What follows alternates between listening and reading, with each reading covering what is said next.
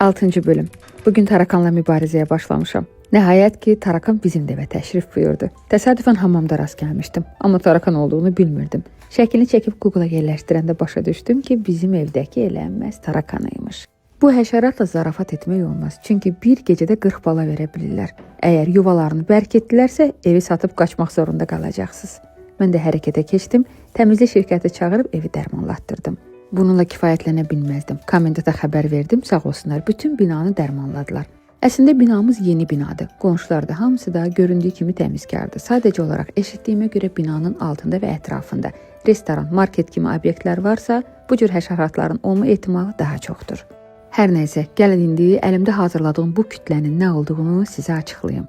100 illərlə sınanmış tarakanların yeganə çözümü məhz bu reseptdədir. İçinə nələr əlavə etdim, hamısını postun altına qeyd etmişəm. Qurumağını gözləyib, künc bir hissələrə yerləşdirəcəm, hətta binamıza da.